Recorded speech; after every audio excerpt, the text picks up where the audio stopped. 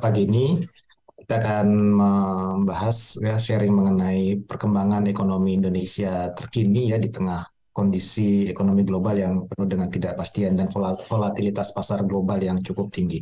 Jadi memang secara umum kemarin itu 2 hari diumumkan beberapa data di Indonesia ya termasuk data perkembangan APBN atau data kondisi fiskal di Indonesia dan juga neraca perdagangan yang dua-duanya memang menunjukkan perkembangan yang cukup positif.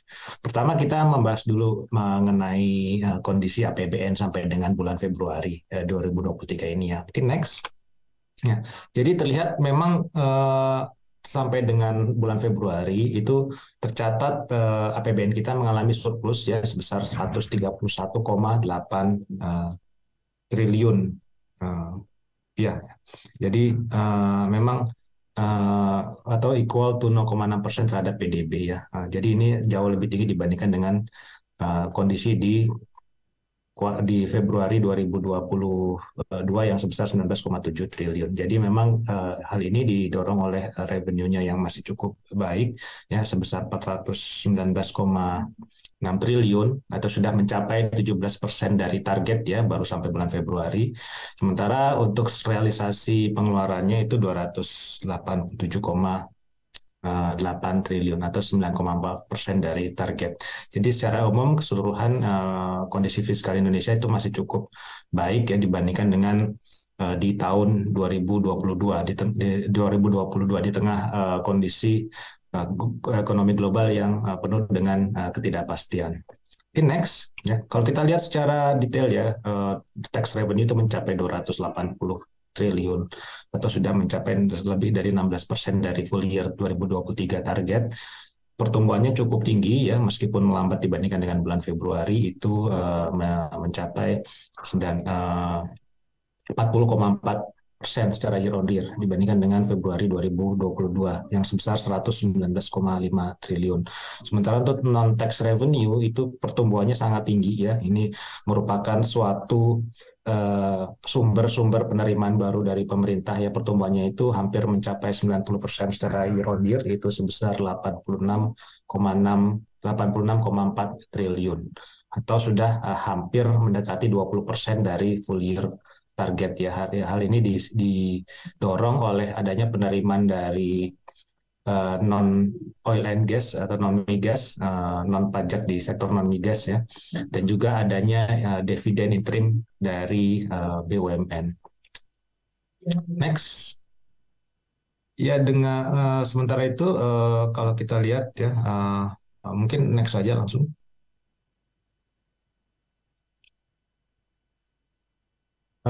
Kalau kita lihat dengan kondisi fiskal yang cukup baik ya, financingnya juga sangat efektif ya.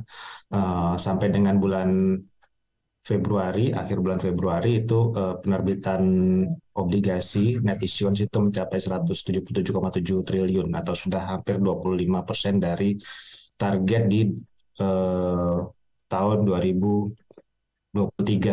Jadi kalau kita lihat dengan penerbitan beberapa waktu terakhir ya beberapa pekan terakhir itu eh, kenaikan dari yield-nya itu sudah relatif moderat ya tidak terlalu terjadi kecuali kalau kita lihat dari untuk yield 12 bulan itu masih agak sedikit naik meskipun kenaikannya juga tidak setajam yang terjadi di sekitar bulan September dan di bulan Oktober tahun 2022 lalu ya. Jadi memang pemerintah dalam penerbitan surat berharga atau penerbitan SBN itu masih tetap melakukan apa yang disebut front loading strategy ya. Jadi pemerintah lebih dahulu lebih banyak menerbitkan di awal tahun ya. Jadi lebih cepat penerbitannya untuk mengantisipasi adanya ketidakpastian global di dalam beberapa waktu ke depannya. Jadi memang timing bagi penerbitan surat berharga ini uh, cukup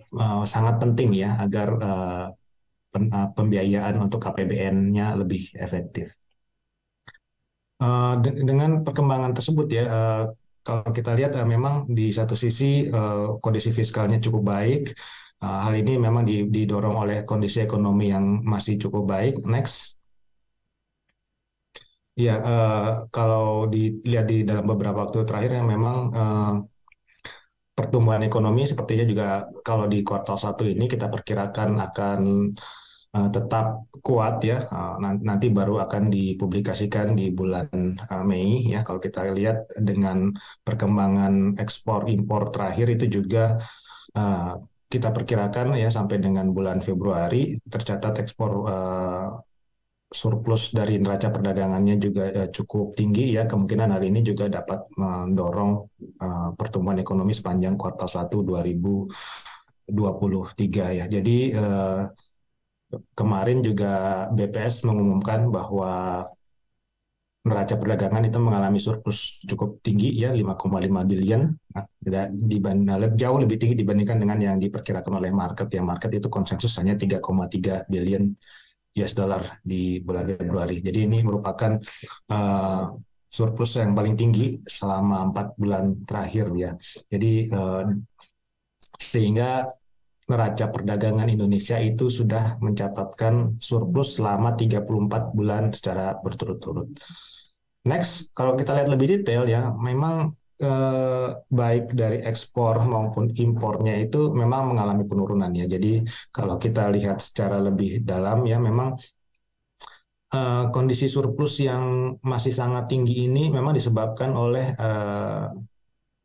kondisi impor yang memang melemah lebih lebih dalam dibandingkan dengan ekspor. Ya, jadi kalau kemarin ekspor itu menurun pertumbuhannya menjadi 4,5% secara year on year ya, jadi 21,4 billion ya. Ini sesuai dengan konsensus ya, terjadi penurunan signifikan dibandingkan dengan di bulan Januari yang sebesar 16,4% year on year.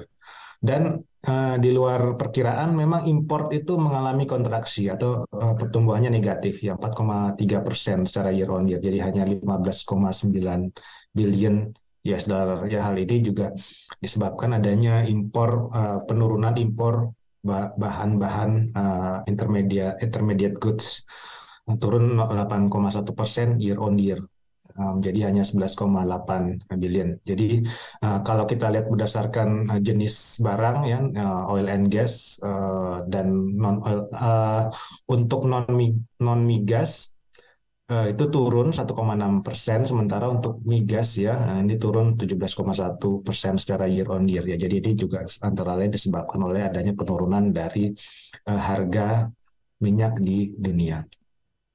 Jadi untuk impor sendiri memang lebih rendah daripada yang kita perkirakan ya, mengingat kondisi ekonomi Indonesia masih cukup baik ya. Kalau kita lihat dari PMI-nya masih berada dalam kondisi ekspansi, sementara consumer confidence dan penjualan retail juga masih cukup kuat ya. Jadi kita perkirakan kemungkinan memang impor seharusnya dalam beberapa bulan mengalami kenaikan. Jadi di sisi lain, kalau dari sisi ekspor dengan adanya potensi atau probabilitas ke depan ekonomi global mengalami resesi, terutama di beberapa negara-negara maju ya, termasuk Amerika Serikat, ya kita perkirakan pertumbuhan ekspor itu akan mengalami penurunannya, sehingga kemungkinan kalau kita perkirakan dari neraca perdagangannya sendiri di tahun 2023 ini tidak akan setinggi di 2022. Namun secara umum ya, kalau kita perkirakan memang masih akan tetap ada surplus yang masih relatif tinggi, sehingga ini juga akan menopang pergerakan rupiah ke depan. Mungkin sementara dari saya demikian. Kembali ke Mbak Glenda. Terima kasih. Selamat pagi.